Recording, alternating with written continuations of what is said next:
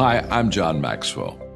When the top companies in the world are looking for trainers, speakers, and coaches, there's one name that stands above the rest, and that's Maxwell Leadership. Our certified team members have gotten proven results for companies all over the globe, and our reputation, I'm proud to say, is second to none.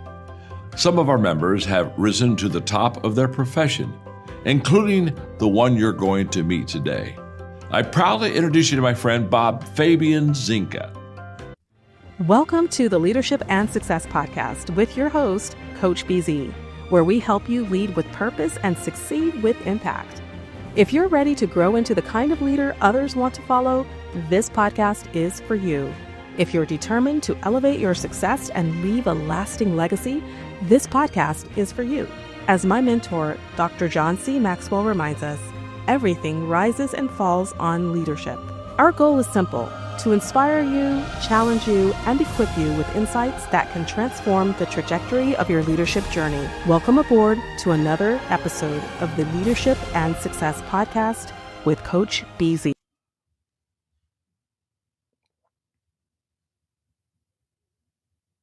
Hello, I'm Colonel Seth Knazevich, Commander, 41st Field Artillery Brigade.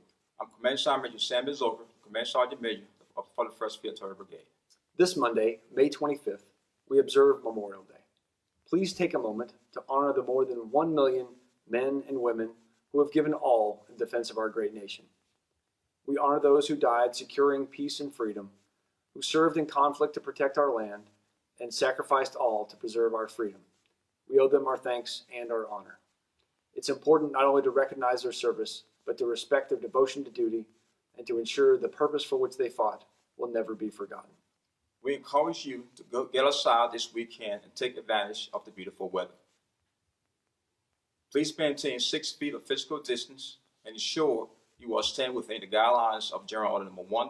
I tell soldiers who aspire to do things that they think is highly difficult, whether it's special operations or going to flight school or going to be a WARN or going OCS. The only really thing that I see, right, a lot of times that separates a person is the level of commitment that they're willing to give to get there, right? I mean, everybody's same flesh and blood, put their pants on the same. But when you really look deep down, are you really to sacrifice your body to get in the shape you need to be in? Are you really to sacrifice your time to really learn what you need to learn? So I think the first tenet of something like that is a person has to really say, I'm fully committed to doing X, and then they'll be successful, right?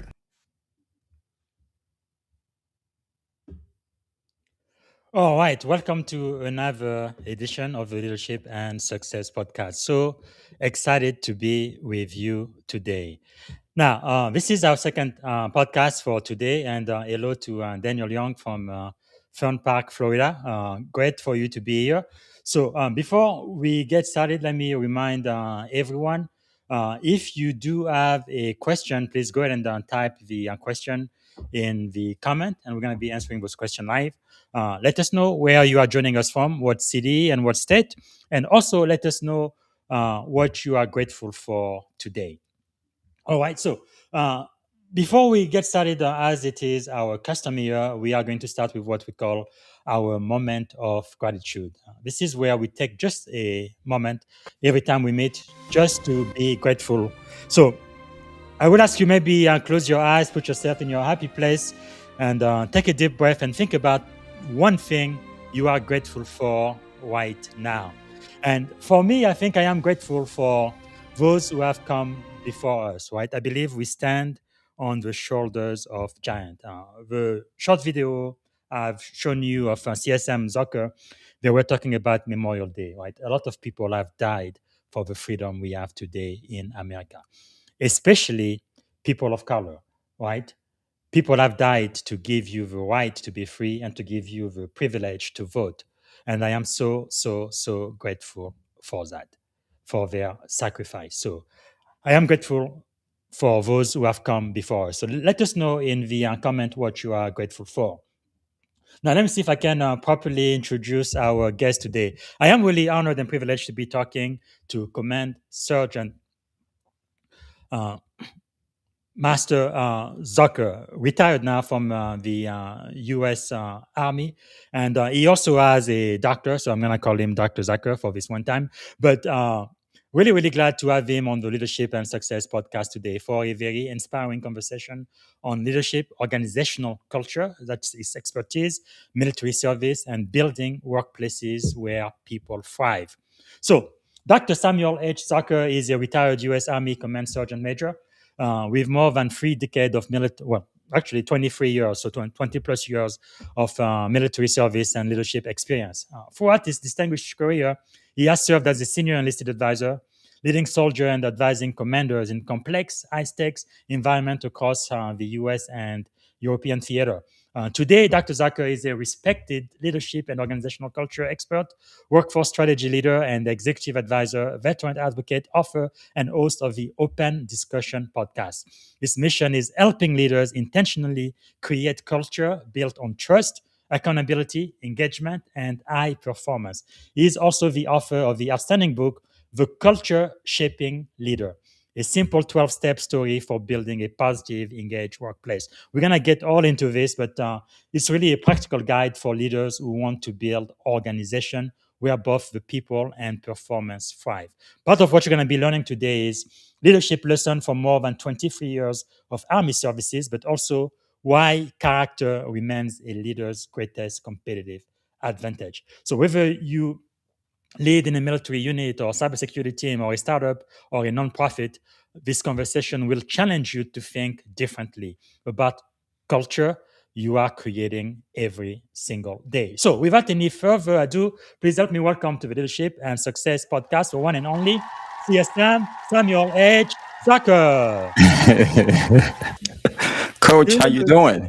Good. Such a great privilege to be talking to you today, CSM. So, my first question for you is, what are you grateful for today? First of all, I want to say thanks, man. Thanks for what really invited me onto your platform. It means a lot to me. Thanks for the introduction. I've not seen some of those pictures and videos in a very long time. So thanks for bringing back some of the old memories of mine. But what am I grateful for? Really, life itself. As you talked about earlier, we have men and women currently in harm's way. We Yes. have people all over the globe doing different things, and we have veterans, out here going through life. And I'm very grateful, really, for life and having good folks around me, really, Mm, to keep moving forward. So I'm grateful for just life, grateful for my friends and family, really. yes, that is so powerful and so important. And what is something about you, Dr. Zucker, that most people may not know when they first meet you?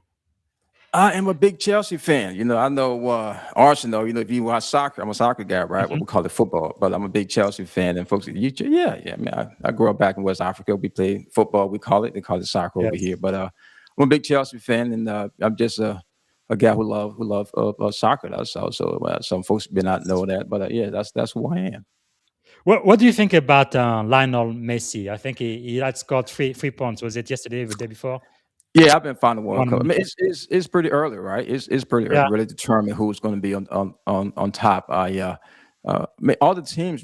So for me, right, as I look at the entire World Cup, really, Mhm. is amazing the amount of teams that are in the World Cup because I think Yes. soccer is on the sport, in my opinion, that bring Hmm. the whole globe together, right? I mean, on True. one stage, put away our differences, just focus on sports. So I mean, I like Messi. He's okay. Rolando, I mean, those guys are pretty good. So yeah, I mean.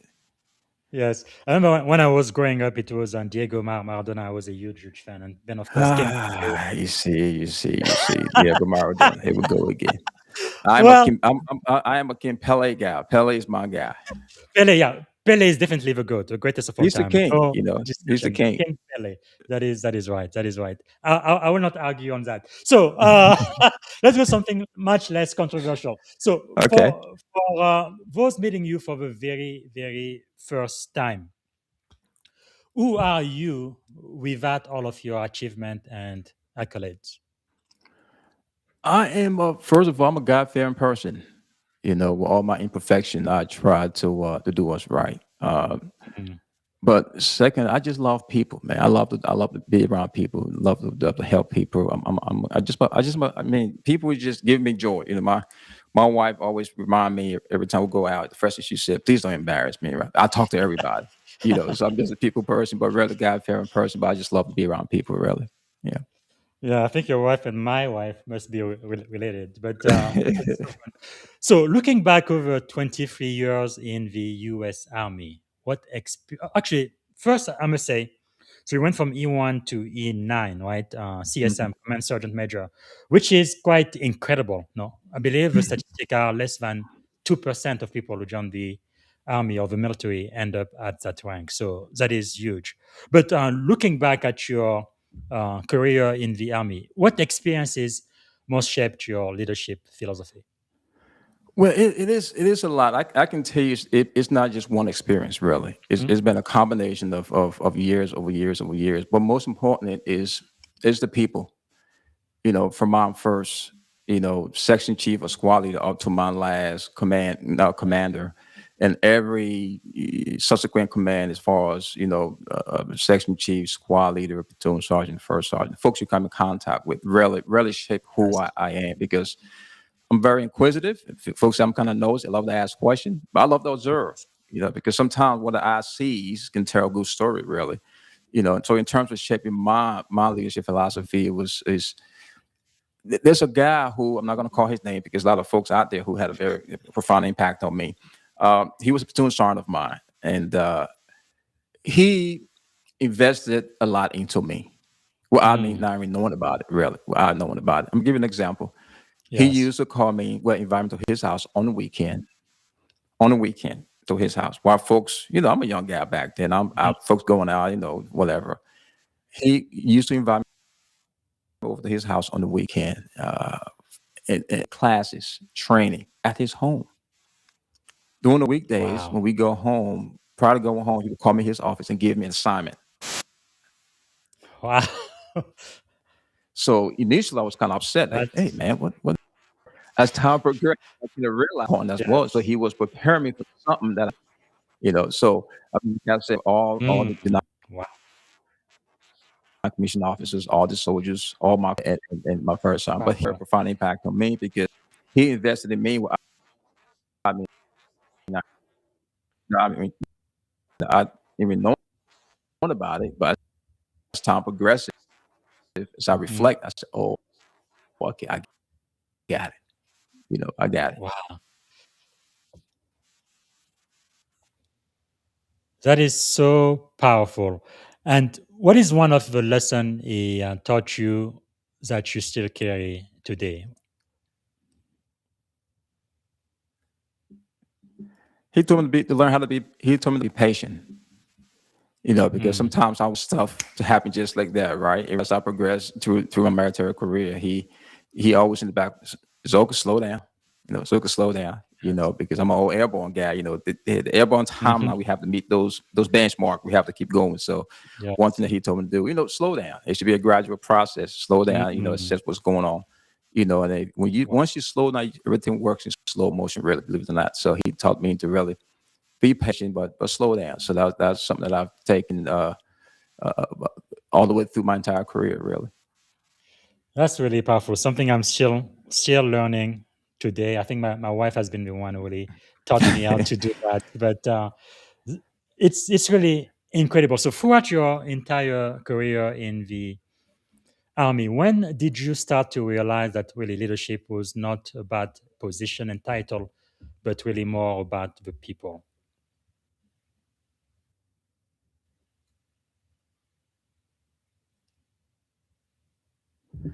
Yeah, so I grew up, within the military. I was very, very fortunate.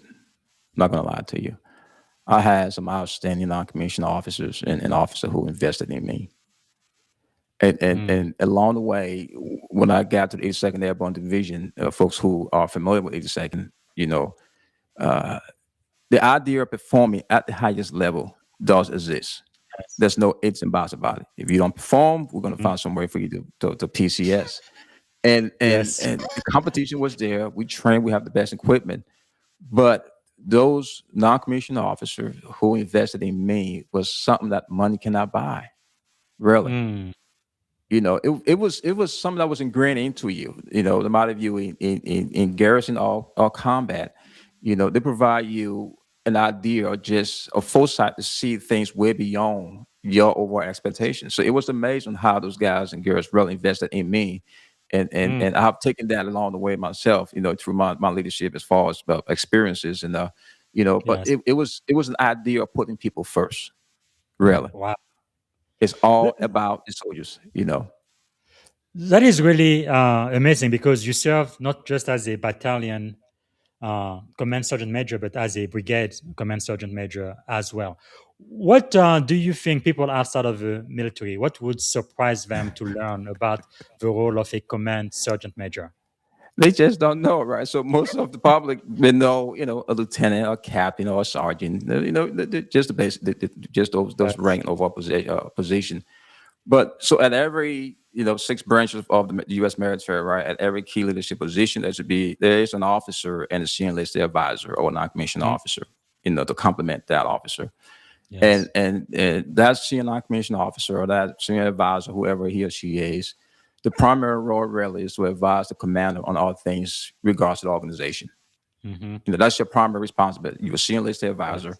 because the commander is the commanding officer. He or she does not have the capacity to be all over the place at one time. Your primary Mhm. responsibility to assess the organization to give that commander the best advice possible to make decisions that can preserve life Yes. or take life.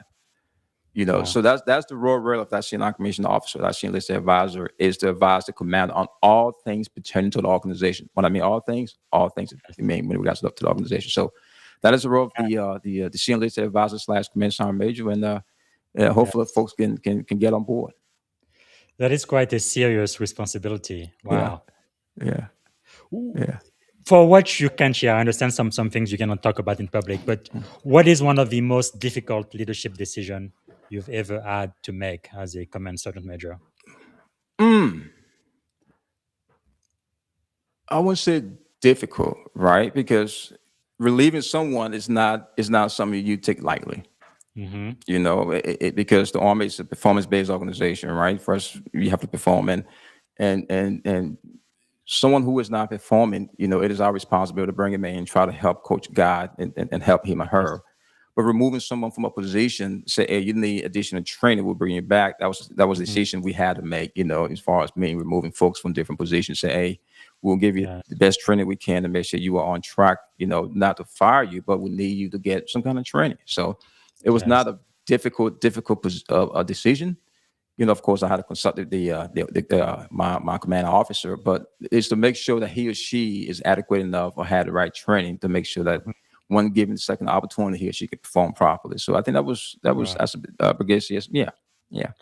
That is quite powerful because I had the great privilege of becoming a commanding officer Okay. in the Navy, and I think as the CEO, you actually have ultimate uh, command authority. However, as a senior enlisted leader, you do influence the culture. I guess the question I have for you is: how do great senior enlisted leader do influence the culture without having ultimate command authority?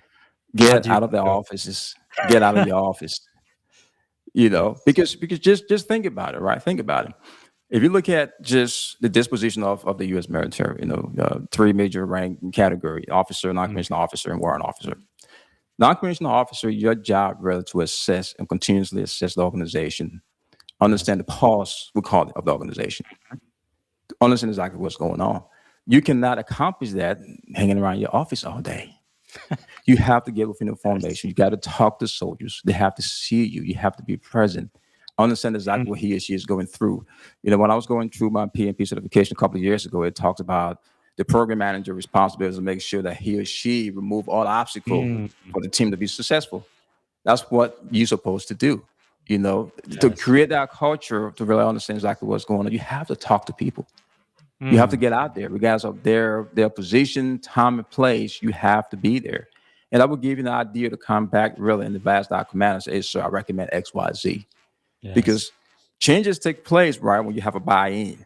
If you think about it, right? When I talk to Mm. soldiers, because they understand exactly what's happening. They Yes. understand this. I think Colin Powell once says, I'm paraphrasing here. He said his staff is always wrong.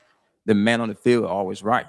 Yes. Because think about it, it makes sense, right? Because they're the one there, we call it in the trenches, putting in the Mm. work. They understand exactly what's going on. They can tell you exactly what's happening. And then that's how command make those overall changes. So Man, that really takes humility.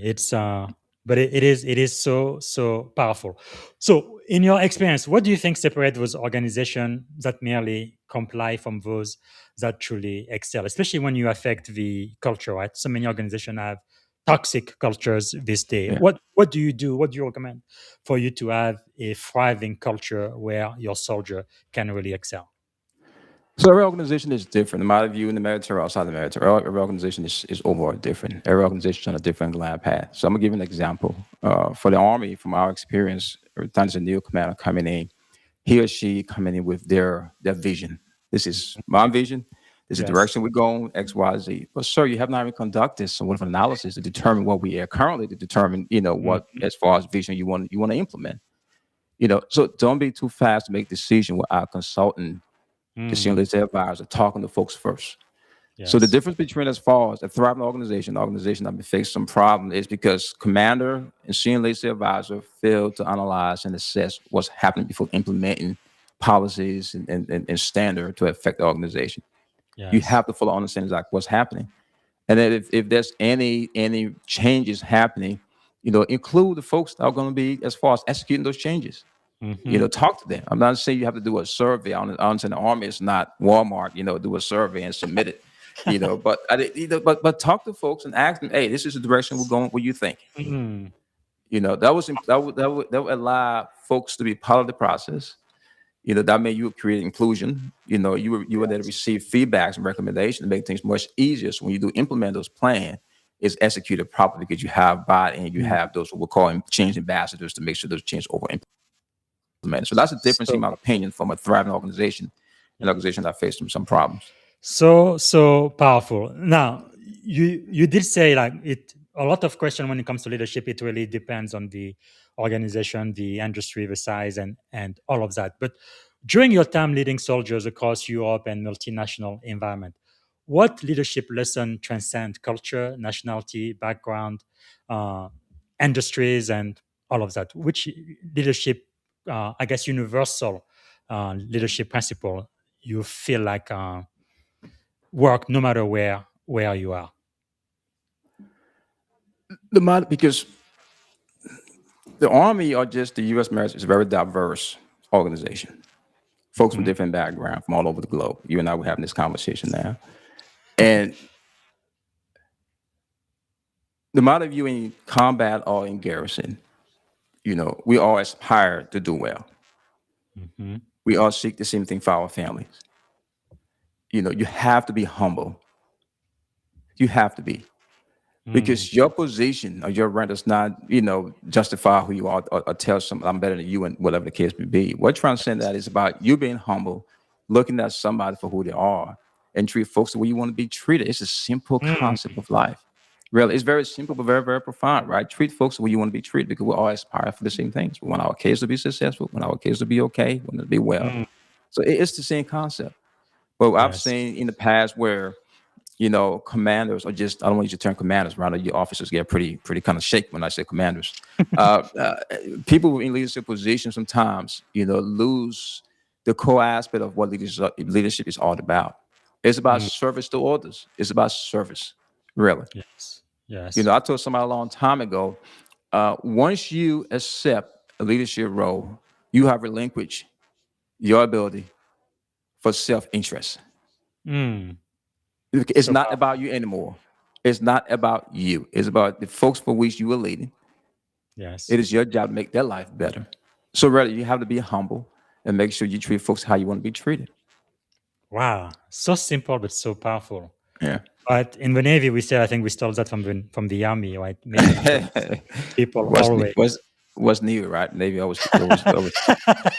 Yeah, and also somebody we both know. I consider it my mentor now, General Beagle. One thing he really A taught great me man, that a great really American. stuck is rank is rented, but Yeah. trust is earned. So powerful, isn't it?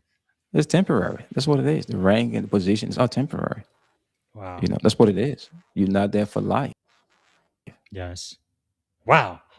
That is, People never forget on how you make them feel. it is so It's a rank. true. So, if you could give a piece of advice to a newly promoted first sergeant, a sergeant major, or a new command sergeant major, what would it be? So there's a difference between the commander and the enlisted advisor. Because sometimes the line is kind of blurred, right? So some enlisted Yes. leaders believe they are the commander. You are not the commander. You are not. Mm, You are not the commander. You have no command authority. You have general authority. So my advice would be, have a sit down as a new incoming first sergeant, sergeant major, whoever you are. mhm. Have a sit down with that commander. Understand exactly which direction they're trying to go. Yes. You know, and I've been very, very fortunate. All of my commanders I've had, we have no issues. My best buddy, Colonel Seth Kanazovich, I talk to him about rotationally. His wife is my stepmom. I call her. That just tells you, the testament of our relationship. You Yes. have to have a good relationship with that commander because it's considered a command team for a reason. And Mm, then secondly, you have to talk to the soldiers. You have so to. powerful. You can't come in trying to change things without talking to people first. Understand the organization, walk around, talk to folks, collect Mm, consensus, be open for feedbacks and recommendation. And then your job is to package that. Say, hey, sir, this is what I've heard. This is what is going on. I recommend we do X, Y, Z. You got to come together as a collective team so powerful. and try to place the organization on the right path. So, Now, usually in the military, we talk about the triad, right? Not just the senior enlisted advisor and the commanding officer, but also the XO, the executive officer. yeah, the How does that staff. work? It's the same process. It all depends on what level you are. If you have a battalion, you have an XO, and then brigade you have as far as the DCO. It depends on the disposition of the organization. But the XO plays a huge role. But and as that senior leadership advisor, you have the staff as well. You have to somewhat contend with, meaning Yes. within a good way, right? Because you're there to advise and coach, mentor those staff officers as well. It's Yes. just not just the commander but you So also serve as the buffer between the commander and everybody else. If it's folks start so coming to true. you with problem, I mean, you're doing your job. If they come to you, hey, coach, I want to talk to the Yes. commander about this, but can you whatever? You're doing your job. If they Mhm. stop coming to you, you might want to question. You might want to ask yourself, what am I doing wrong? Yeah. General Powell talked about that too. The day the soldier stops bringing you the problem, that's when Exactly. in big, Yeah. big trouble. But also sometimes I feel like some junior officer, second lieutenant in the army, first lieutenant, captain, even major, they don't always realize that even though by rank they outrank, Yeah. all of the sergeant, but in Mhm. reality they're still being mentored by the sergeant. Can you tell us something about that? Yeah, that's a unique Right. relationship. That is a unique relationship because you have a new lieutenant coming in, just graduate, Mhm. whatever the case may be, right? To an Yeah. organization, they may probably work on the staff or platoon leader. Hmm. He or she is the platoon leader. And you have, in terms of the years of experience, there's a big gap. You may have a platoon sergeant who may have 10, 11, 12 years or 8 years, and a lieutenant may have, when you consider when he or she goes to college, Hmm. graduate, commission, they're pretty brand new. So it is Yes. your responsibility as that senior non-commissioned officer, that person who worked alongside a lieutenant, to grab him or her and Yes. say, "Sir, man, come on," and teach them Yes. the right way. But never forget, are the platoon leader. They are the Yes. platoon leader. Your job is to protect that platoon leader from that captain or whoever, right? Hey, sir, whatever the case may be. So, and I've seen Yes. past where there's somewhat of an issue with that NCO and that officer. And I think it's unacceptable. He or she is the officer. Mm. You are the enlisted advisor. Your job is to enlist, Yes. to teach, guide, coach, and mentor that new officer. Make sure he or she is over successful. That's when you know if you have Yes. done your job, if he or she is successful. Powerful, powerful. Yeah, throughout my entire career, I don't know what I would have done, without the surgeon, or in the Navy we call them kids, because they really got me out of so much trouble. It's Oh yeah, unbelievable. yeah. So let's talk about culture. That's really your expertise, because you often speak about organizational culture. How do you define culture? Let's say in one sentence. In one sentence, I would just give you one word instead of one sentence. Inclusion. Mm, Inclusion. What I mean inclusion here is that an organization has to be, because an organizational culture is not defined by one person, right? It's everyone's Yes. responsibility. It's all of our responsibility, True. really. I And like that. and when I mean inclusion at the command level, it is your responsibility to create an atmosphere, right, that is Mm. acceptable to feedbacks, criticism, recommendations. You Wow. know, So powerful. I tell folks, I say, hey, I have no problem you and I having a discussion on something. We can disagree, but you have to respect my position. I'll respect your position. So create an Yes. atmosphere where folks can have a good dialogue. Let them have an argument. That's okay because we all have difference of opinion. We have our direction we want to overall lead. So Mm. you have to create an organization that's very, very inclusive that accept everybody for who they are That's to powerful. bring in new ideas. Because sometimes you're seeing commanders say, "Okay, I'm the commander. I'm the guy or girl. It's my way or the highway. Here's what's going to happen." Well, you're not going to build good, conducive culture because now folks are reluctant to tell you things. So if you create that inclusion, Mm. it provides the atmosphere for your organization to be very, very successful, in my opinion. That is so powerful. I think it takes humility is definitely the right thing to do. Because when you were talking, something else came to my mind. I think it was Peter Drucker, right? Is the father of modern management. He used to say that culture is strategy for breakfast. So you can have the Yeah, best strategy in the world, but if your culture is messed up, you are not yeah, going to be successful. Do you agree? yeah. Oh, absolutely, absolutely. Because if you look at culture, right, we all have different approach to establishing a robust culture. All right, you may have some folks who may have all of these bumper stickers. Hmm. The things they're going to write. You walk within the command suite or whatever, and within a company, right? They have different Yes. quotes on the wall, this and that, whatever. But it's not being practiced. Mm. You can put stuff up all day, but if it's not being practiced adequately with intention, you create a problem. Yes. Don't just talk about it, right? It said be about it. Don't just talk about it. It has to be within the organization. It has to be the foundation of the organization. Mm. Believe it or not, because the culture plays a huge role. Without a suitable culture, you cannot perform adequately. Folks will perform. Okay, I will Yes. come in, do my work, and I'll go home. But if the culture turns to robust, a place where I know I can express my concern Mm. and leaders will listen, I can provide ideas. It would create a place to where folks want to get up in the morning and go to work.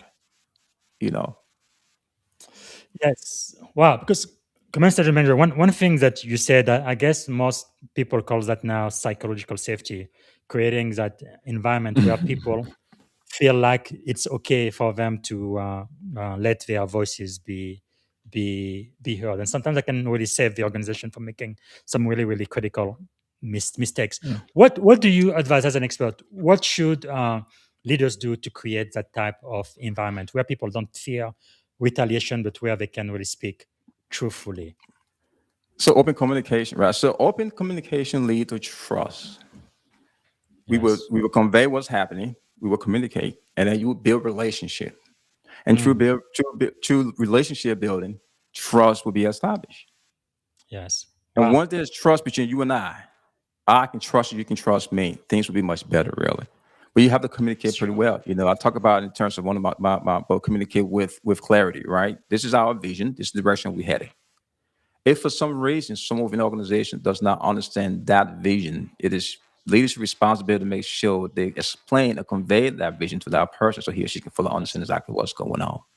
Mm. If we communicate properly, we build good relationship. With good relationship building, we build trust. An Yes. organization that trusts each other within the workforce can be very, very, very, very, very perform very, very well. So That is so true. Now, what do you do when you join a new command, but you don't have much time? You're about to get deployed, so you need to build that trust quickly. So, how yeah. do you accelerate trust? So if you're speaking for, we can look at two parts, right? Let's say the army, and then Mhm. wait, you said deploy. So just focus on the Yeah. army.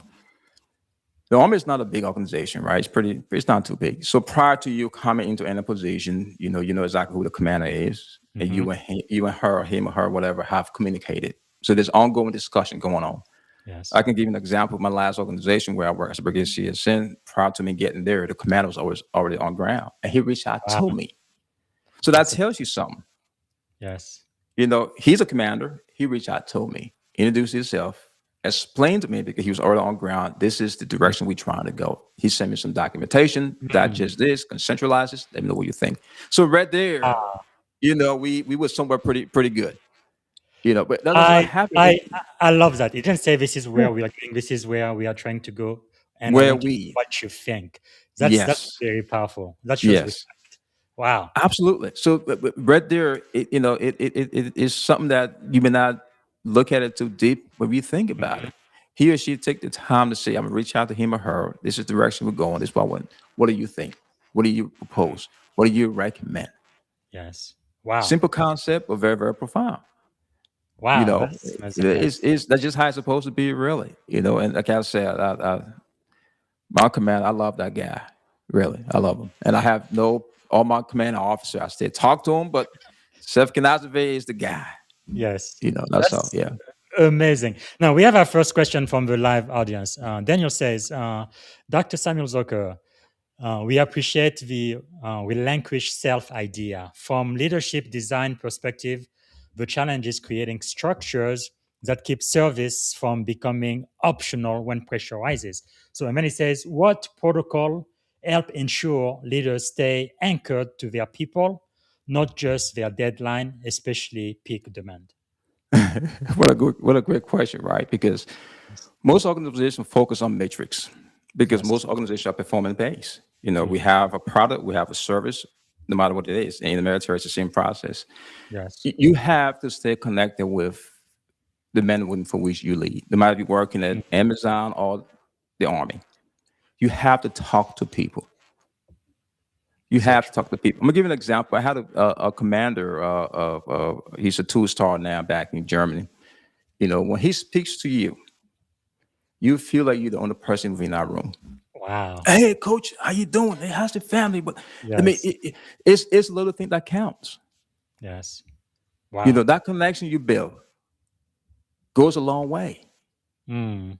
I mean, it's not possible, right, for a commander or a CEO of a large organization to go around shaking everybody's hands. I got it, but Yes. the little things you can do here and there, because that trickles down, right, to those regional directors, those first line, managers, whatever the case may be, because that's how a culture works. What they see you Mhm. doing, they will implement the same thing. They will emulate the same thing and make things much better, really, to make sure the organization is on the right path. Powerful, man. We are already running out of time. Let's get Okay. your book. I do need to talk about this. The Culture Shaping Leader: A Simple Mhm. 12-Step Story for Building a Positive, Engaged Workplace. Why did this book have to be written? What inspired you to write it? I have always been fascinated with culture, organizational culture. As I told you earlier, I'm very inquisitive. I love to just observe, and within all of the organization I serve, I was always observing Yes. how leader operated, how we operated, how things going, both deployment and non-deployment. So it was something that I've always had in the back of my mind to write a book about culture. And then when I did my doctoral, as far as dissertation, it focusing on culture and leadership engagement. It's a leadership as far as a degree. Mhm. So that somewhat kind of energized me. But really, it's my Wow. experience working in different culture. And I said to myself, I need to put something together to help folks out there they can grab and hopefully, gain something from it, really. That's really powerful. And one thing interesting about your book, I've read a lot of leadership book, but yours chooses a simple 12-step story format, right? Rather than a traditional leadership textbook. Why did you choose that? That's a little different. Yeah, so as I told you earlier, I'm an old airborne guy. I'm an old jump masters, and jump masters will go sequence. It's all about Yes. sequence, right? So you got a guy or girl who's going to exit the high performance aircraft. We have to Mhm. inspect you, whatever. It's from top to bottom. So it's an easy Yes. concept to look at 12 different steps, very short, straight to the point. So you don't Yes. have to use all in sequence. You can go around whatever the case may be, but it's Mhm. designed to where a manager with two people can grab it and hopefully get something from it. Yes. It's a straight Powerful. step by step to make sure you can do the best you can with it. Yeah. So, what do you think is the central message you really hope everybody takes away from the book, all of our listeners? As I talked about earlier, culture is the center of gravity of any organization. True.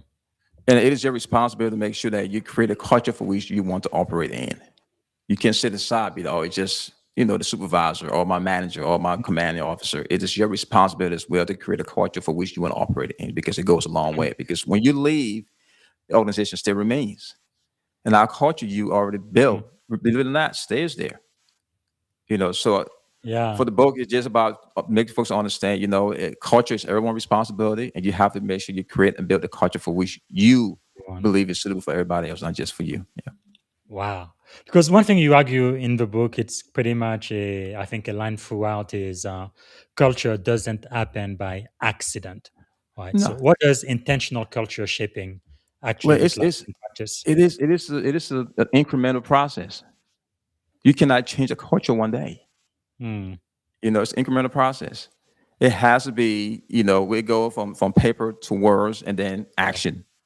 This is who we are. This is where we want to go. This is how we can implement it. In the meantime, you're talking to folks, say, okay, this is the direction we're trying to go. How you think you can help us to go this direction? You know what I'm So saying? Because the end user are the people you want to talk to. So that'll be yes. the best approach in my opinion. Yeah. And of the 12 steps in your book, which one do you think most leaders struggle with the most? That's a tough one. Which one I think leaders struggle with the most?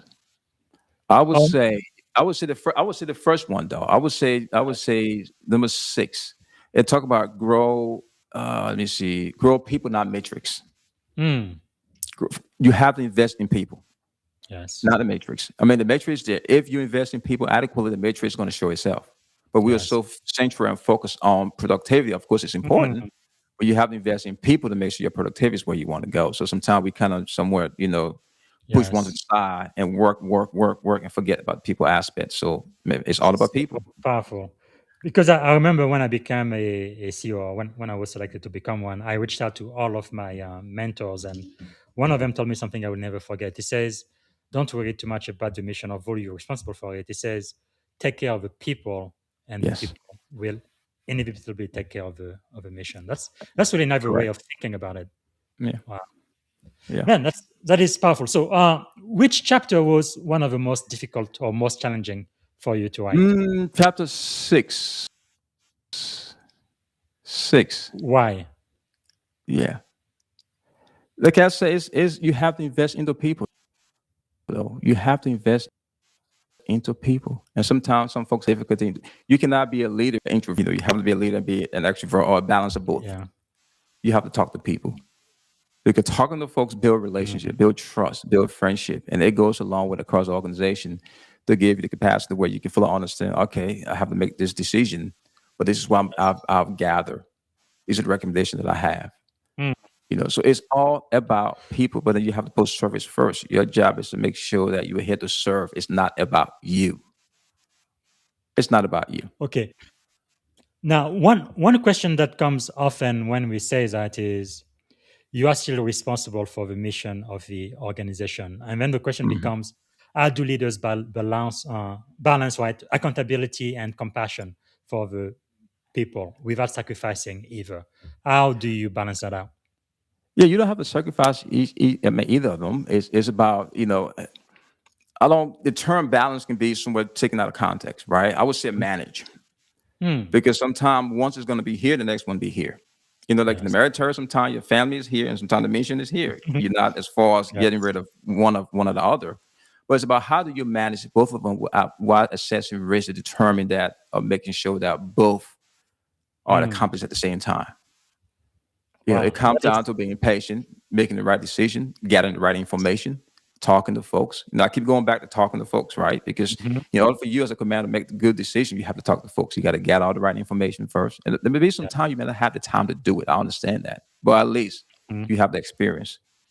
But you Yes. don't have to get rid of one of them. It has to be as far as how do you manage both of them without dropping the ball on one of them and making sure that Hmm. both of them can happen at the same time. That is so powerful for those who are listening, especially those who are just starting to comment. I think that's one of the best leadership insight I've had during my tenure, because I had a problem. It took me almost 90 days. I couldn't figure it out. I reached out to my senior leadership team. We couldn't. And then I reached out to all of my department head. It took almost 90 days. We couldn't find the solution. And then I opened it up to the entire command, and this junior enlisted folk and E5 came up with a solution. We implemented it, and within a couple of weeks, all of the Yes. problem were solved. So that really taught me a lot. It's true in the military rank really means a lot, but sometimes when you are leading, you have to forget about the rank and just focus on the problem and No, because wisdom that's what folks anywhere. fail to. That's what folks, Yeah. some commander fail to realize, right? You have to go to the end user.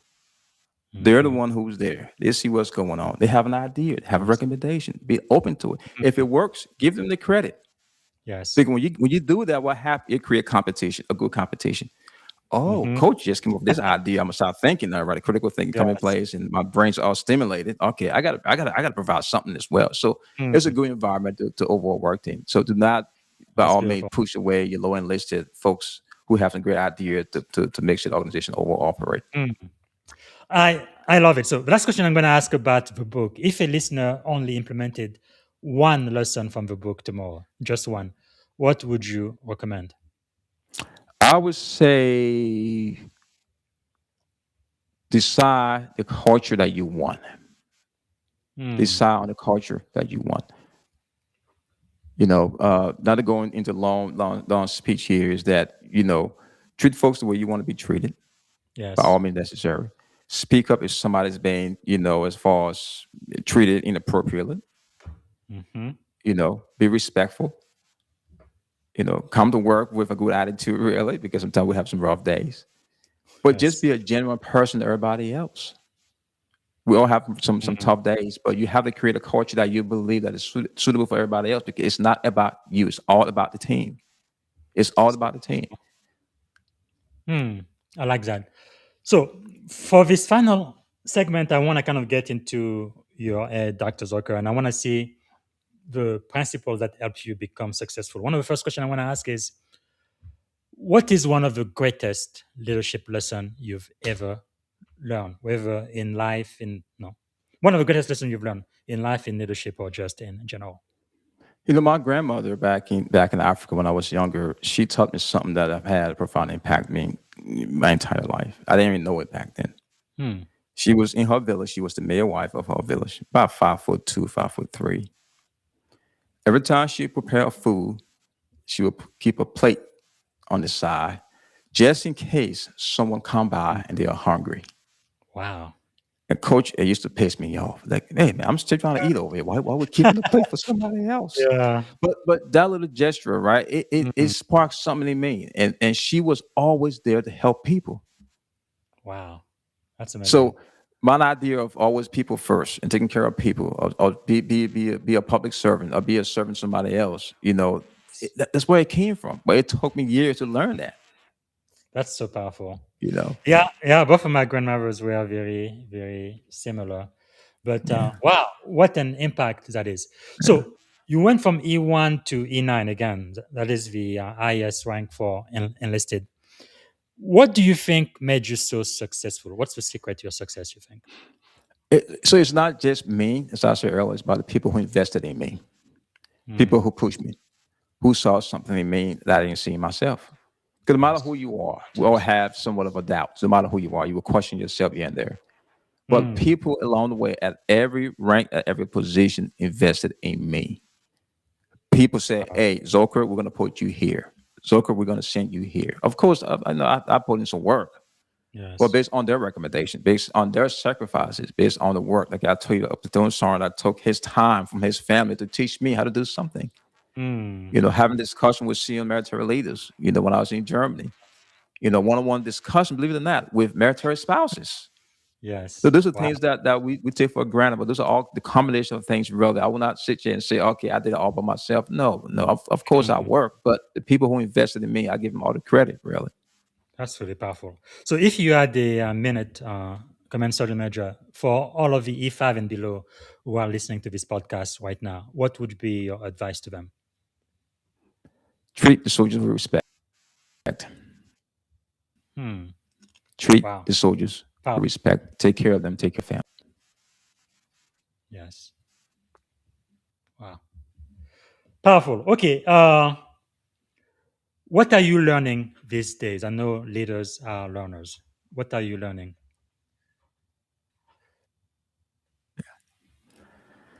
I'm trying to get into AI going on now, and not just GPT, but I'm trying to really understand this whole AI stuff that's going on, because I do believe here within the near future it's going to be something that we'll have to adapt. I mean, we'll have the Chat GPT here and there, but I really want to understand it, because I'm a lifetime learner. I'd love to learn new things, and I'm trying to run to AI classes, start learning more about AI, really, because it is the future. It's here. It's here.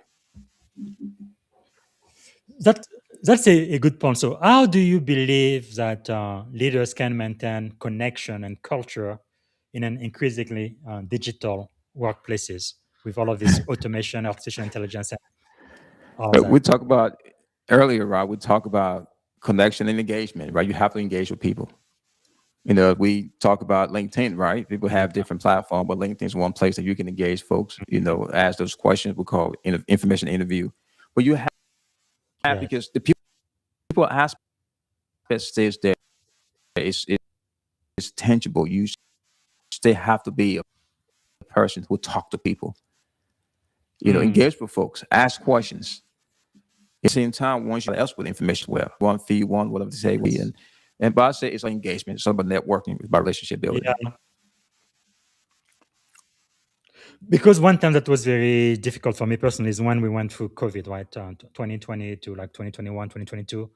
And I became a commanding officer right after COVID. So all of my folks were working from home, and now they were trying to learn again how to come back to the office and work. So it was quite a transition, and it was a little bit of challenge to really keep that human connection when people were so used to working remotely, on their Yeah. laptops and all of that. What is a tip you would advise, even on the civilian sector? There are still companies here in Silicon Valley where they still work remotely. I feel like that's okay, but you are missing a lot of mentorship, things that happen at the water Yeah. cooler, and just a lot of that. What is your advice for a all remote culture I organization? mean, we have so many different platforms you connect with people on these days. Than what we're doing now.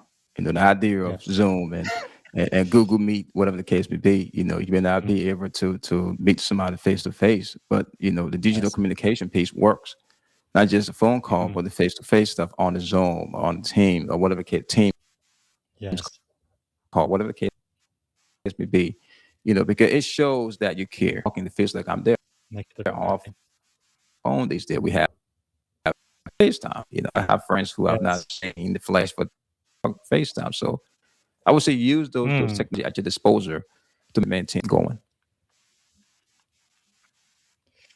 Yeah, I am really jealous of the sailors who joined the Navy now, because when I joined 21 years ago, when I was deployed, I could only call my wife maybe once every 3 or 4 days, and you had to use was like Tell me about it, AT&T right? phone, and only after midnight. I mean, it was Yep. terrible, terrible, terrible. No Yep. communication whatsoever. But yeah, things have changed quite a lot. So we talk a lot about successes, and that's fine. We do celebrate success a lot in America, but what about failure? How has failure shaped your life? So I changed the terminology. I don't call it failure. I call it shortcomings. Because you learn from your failure. If you're not learning from your failure, you're gonna have a problem. It's all shortcomings, right? Yes. Because we all have experienced something, failure. No matter if it's professionally or personally, whatever the case may be. Wow. I went to a jump master school back at Bragg, and I didn't pass the first time. I was like, what's this is an Army school. It's not that difficult. But it sparked something. I had to go back to the drawing board, be like, hey, you're not as good as you think you are. So it was a shortcoming. So I had to go back and readjust and ask some questions and learn and come back and we're overall successful. So those are all Wow. just as far as, those are all just shortcomings that you can overcome. Mm-hmm. You can I overcome like it. that. I like that. If it's a shortcoming, you can overcome it. But if it's failure, Yeah. could be failure. So it's really the way you look at it. Is there maybe, can you share one of the greatest fear you've been able to overcome? The best one, the fear I've been able to overcome. Jump out of a perfectly good airplane. Yeah. I guess you I'm Rangers and telling you, stuff, coach. I'm just telling you, crazy. it sounds good. I want to be airborne until you up there. The plane take off, and the doors are open. It said green light, go. You be like, oh, what the heck? What am I doing up here? But Yes. after a while, you get used to it. So that was one of my Yeah. biggest as far as fears that I overcome. You know. Yeah. That is something. I guess once you do it once, then you kind of get over it, right? Well, it's sort of Because kind of, but you still have for in the back of your mind that something can go wrong, man. It's that's what it is. But because you're doing it, you want to keep doing it and keep doing it and keep doing it. But there's always somewhat of a back of your mind that is something can go wrong. But the training is there. You are trained yes. with some of the best guys and girls. You respect your Mm. equipment. You trust your equipment. You trust the training, and you just execute really.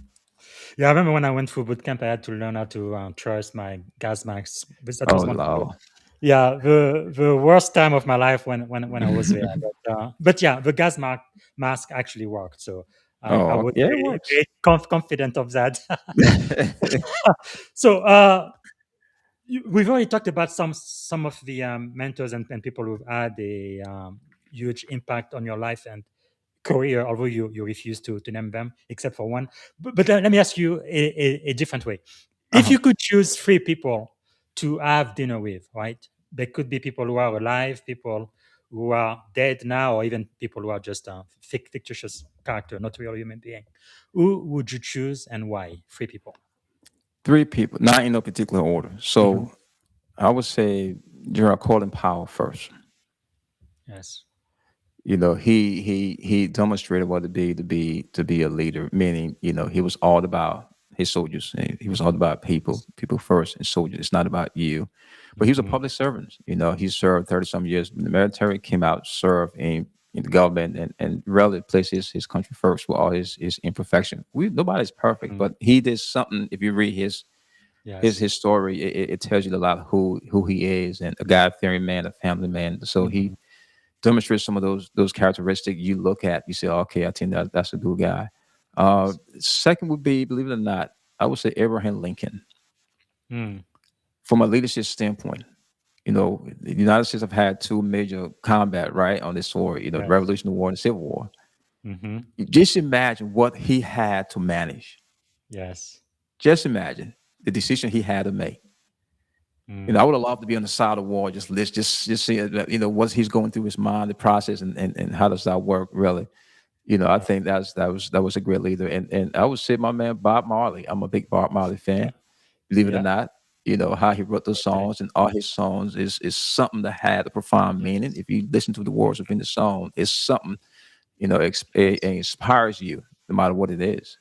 So I would Wow. say, I mean, that's a long list of people, right? And Yes. my wife is gonna get mad at me while her name is not on there, but my wife, of course, is top of the list. But Yes. I think those the three folks are people that I would say, yeah, Mhm. I would love Powerful. to have dinner with. Yeah. All right. So, what are some of the books that you've read that we should read? Now, while preparing for this, I did see this on your LinkedIn page. Yeah, that's my boy, Commander Samuel retired Barry. He wrote an outstanding book. That book is amazing. His life story, a profound Mm, story. Yeah, he has a good book that he wrote. And we talk about General Bugle, how his book out there. His yeah. book is out there. Commander Samuel retired Irish Yeah. I Williams. think I have that one over here. That was on your LinkedIn Yeah. page as well. So, you're talking about when the Yeah. map Okay. comes out. That's the top. Yeah. Yes. Exactly. Yeah. Those are the good books that really, no matter who you are, what capacity you serve Mhm. in, Who Moved My Cheese is a very simple read, but I'm telling Yeah. you, it talk about change and ability to adapt to change, but just, some critical decisions made in that book. So it's an amazing book. And my brother Johnson wrote a book about life and faith and stuff like that. So those are all Mm. good books that I've been reading over the last probably year or so. Yeah. And I've already interviewed CSM Aldridge Williams, great guy, Yeah. navigating transition.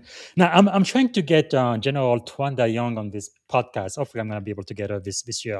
An But she's outstanding just person. An outstanding person. I met her, I think, once or twice. definitely. She's amazing. She's amazing. Her spouse as well. Her husband is an Wow, amazing person. Yeah. Good people. that's just Good amazing. people. Okay, is there maybe like a song, a book, or a movie that would be your life's theme or your anthem? I can't tell you, Bob Marley, brother. I mean, it's all about Bob. Okay, which Yeah. song? He has so many So hits.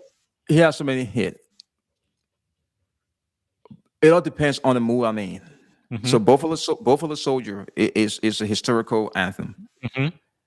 You know what I'm saying? It Yeah, tells you, if you listen to it, it tells you about it really.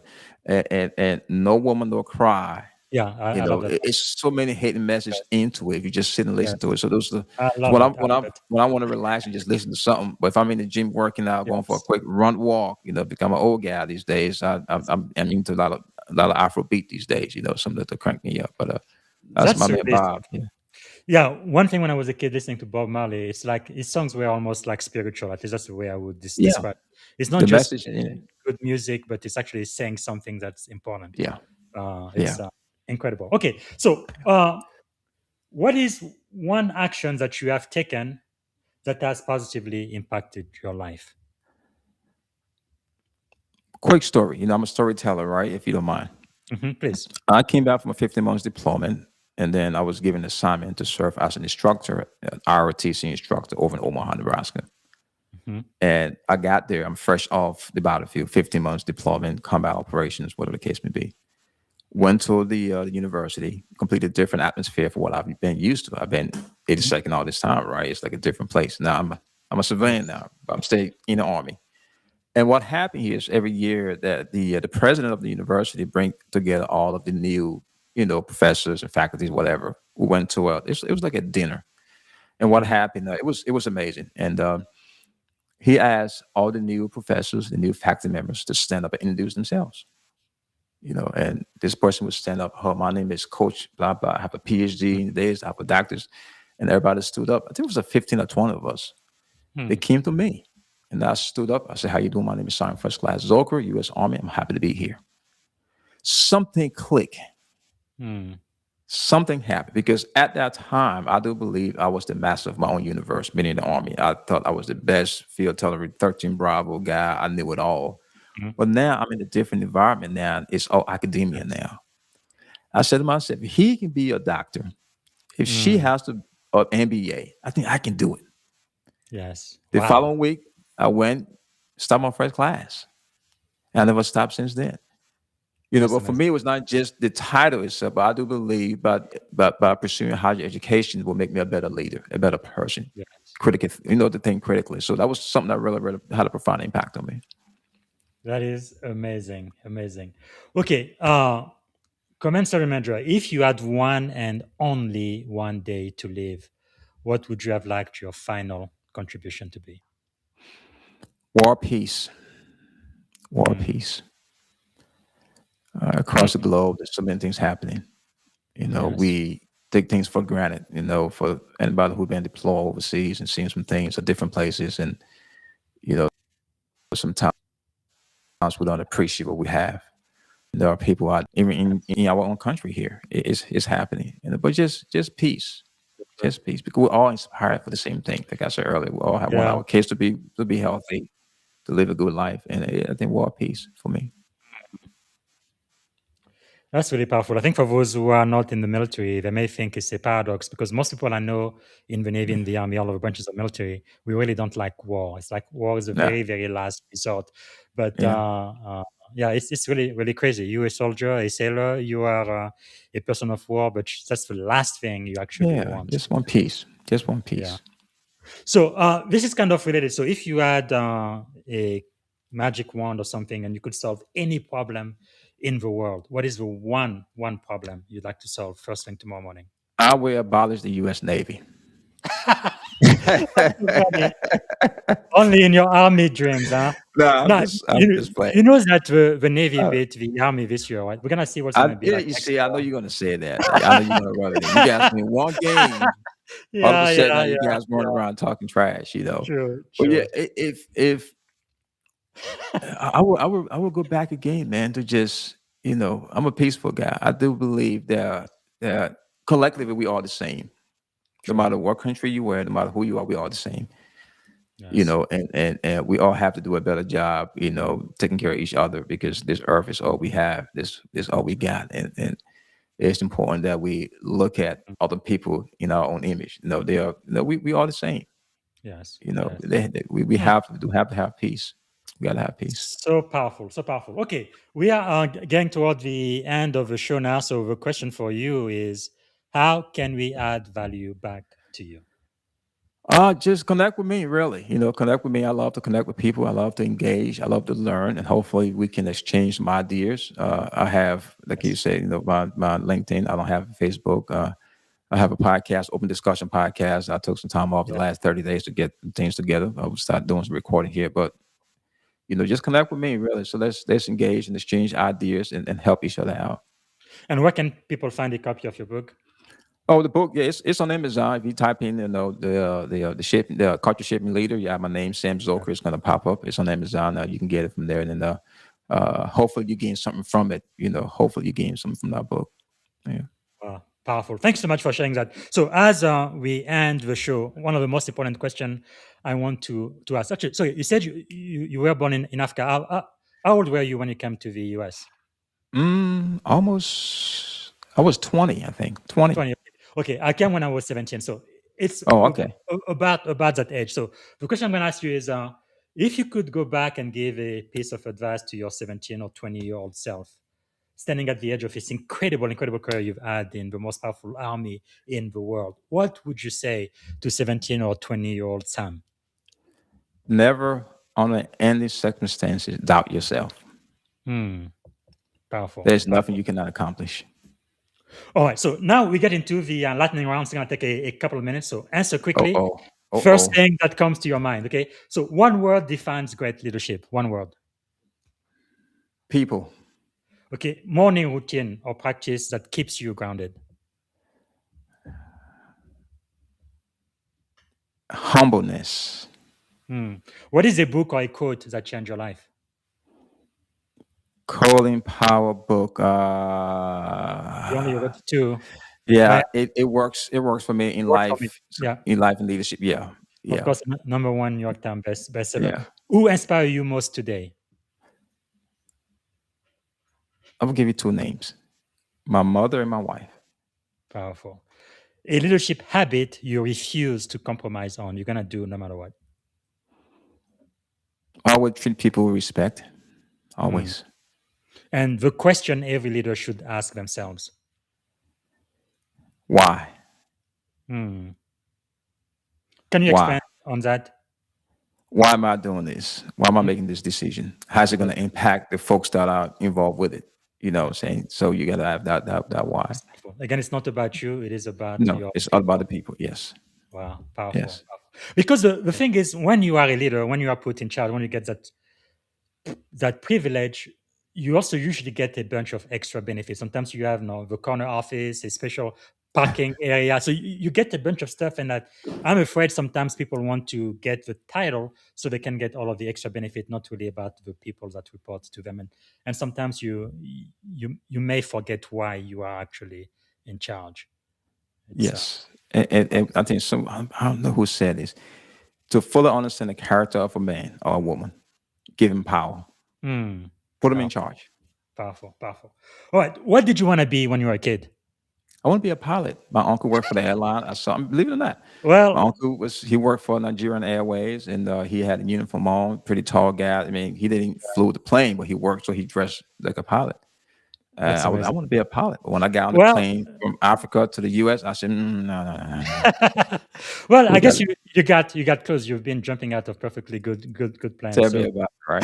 Let's close it up. 3 adjectives describing you as a child.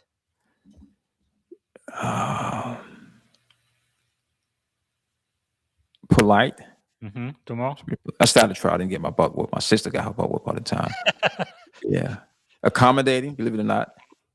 And sometimes I was pretty hot temper. Sometimes. What about as an adult? Calmness. I'm pretty calm. Things don't get to me that easy. Yeah. It's things don't really get to me that easy. Okay. Tomorrow. I'm pretty calm. Inquisitive. Love to ask questions. What about highly educated? I mean, you can add that there. But I've always been very, very inquisitive. I love to ask questions and figure out why we're doing this and how and whatever. So it's just been something that I've been pretty good for me. So I like to end on a positive note. What is something you are feeling optimistic about? My family. Good. My family. I'm blessed to have a wife that is the best. That really makes up all of the difference in the world. I wouldn't be where I am today if it wasn't for my wife. That's for sure. Yeah. But as we come to a close, is there a question I should have asked you I didn't get the chance to ask? Anything else you wanted to share to my audience today? I think you asked all the right questions so far. I mean, I've laid everything out Okay. for you. If it would be one question would be why didn't you join the Navy? I would tell you absolutely not. But Yeah, it's really strange. After 9/11, I looked at all four branches, and pretty quickly I knew the Army and the Marine Corps was not for me. Absolutely not. So not it the was path for you, huh? the Navy and the Air Force. So I'm glad I actually got in the Navy. But okay, so as we come to a close, something new I am starting. I want you to ask a question to the next person I am going to interview on this podcast. What do you want me to ask them? Ask him or her. hmm It's gonna be this guy. Oh, okay. Now, I must tell Appreciate you, it. he's a veteran, Sergeant Alan Lower Got you. from the U.S. Got you. Air Force. So, As, what would you ask him? Asking the question I usually ask for some of my podcast, why did he serve? Why? That is a great When question. I mean why did you what's the contributing factor that really encouraged him or her to serve? Because that's a huge thing, So, right? To serve. let me ask you, Command Sergeant Major, why did you serve? Because twofold, I had a friend who was about to join the military and they told me about it, but it was my way to give back to what this country have given my family and myself. Yes, that's powerful. Powerful. I love it. Okay. We are at the very end then. Sorry, I took an extra 10 minutes. Oh, I that's jumped fine. into, but this has been a really wonderful and insightful conversation. So, to end, what is one word that represents our shared experience on this podcast today? One word. Engagement. Well, Dr. Command Sergeant Major Samuel H. Zoker, MBA, MA, and PMP. And it's just like credential after credential after credential. We Trying to get my are life together. so proud of all of your achievement and accomplishment, especially giving back. That's really what is most important with all of the knowledge you have. So thank you for your service, and we really appreciate you being one of our master teachers on this podcast today. Thank you, sir. I appreciate you, brother. Thanks a lot again for having me on. All right, everyone. This is one for the book. Again, I want everybody to get a copy of the book. It's available everywhere books are sold. The Culture Shaping Leader, a simple 12-step story for building a positive, engaged workplace. I think anybody can really learn from that, whether you are a C-level executive or someone just starting your work career. Okay, and also follow Dr. Zoker on LinkedIn. So that's linkedin.com in Samuel-Zoker. Very easy. Now, as we end, as you guys know, I've been celebrating Black History Year because I felt like 28 days in February wasn't long enough. And also it's Juneteenth week. So today I spoke at the Juneteenth Economic Forum for the 8th annual Juneteenth Legacy in Tulsa. Actually, it was at Black Wall Street. What a great honor. I'm going to be speaking again tomorrow. If you go to LinkedIn, you can register. You may be able to catch me live there. And sometime I think it's going to be on Saturday. I won't have a guest, so I'm going to be talking about the book of Proverbs. We're going to go through Proverb chapter 26. That's not a religious podcast, but it's about ancient wisdom and leadership lesson from a book written more than 2,000 years ago, which I believe still has impact today. And also, tomorrow I should be interviewing Sergeant Ellen Lauer, U.S. Air Force veteran. We're going to be talking about why are you here? What is your purpose? He wrote the best-selling book, Breakthrough Leadership. So I'm looking forward to that. And then on Sunday, I'm going to be speaking to a living legend. Her name is Dr. Ariel King. She's just so awesome. She's written the book Humanity Unveiled. This woman has met all of the greatest people in the world, from Madiba Nelson Mandela to Maya Angelou to Oprah, to Pope Francis, on and on and on. So she's really gonna be teaching us a lot, and I'm really, really looking forward to that. So for our Black history, really quick, let me see. Today is June the 18th. What I want to share is on June the 18th, 1963, and again, I have a LinkedIn post about this. Officer in Gadsden, Alabama, where I used to live, they tortured civil rights protester with cattle prods. That was on June 18th, 1963. More than 450 Black Americans were arrested in Gadsden for peacefully protesting segregation and voter suppression. Their crime was exercising their constitutional rights to free speech, peaceful assembly, and equal treatment under the law. That happened in 1963. And then I also like to have somebody I call Profile in Courage. And that person for today is going to be the very first African-American woman to serve on the state highest court. That's Juanita Kidd Stout. And I'm going to play a quick video about her to end the show. And hopefully I'm going to see you again tomorrow when I'm going to be talking to Alan Lowe, and then again on Sunday when I talk to the legendary Dr. Ariel King. She doesn't just have one PhD, she has 2 PhD and another doctorate. So highly, highly intelligent, highly educated, and I really, really look forward to speaking to her. Thank you so much for watching. Tell us about becoming a judge. How did that come about? Well, I became a judge in a very peculiar manner. I suppose peculiar is the only word to describe it. I was working in the district attorney's office at the time when one of the judges in the system unfortunately died. The district attorney sent for me and said, "Juanita, I think you should have that vacancy." I thanked him kindly, told him I could not get it because I had no political connections. He said, "Well, you let me talk to Congressman Green, who was the chairman of the Democratic City Committee here." The Attorney General, who was a woman, Ann Alpern, sent for me and asked the same question, or he said the same thing, said, "Juanita, I think you should have that vacancy." And I gave her the same answer. No, I cannot get it. I have no political connections. She said, "Well, let me talk to Governor Lawrence." So Mr. Blank, the district attorney, talked to Congressman Green.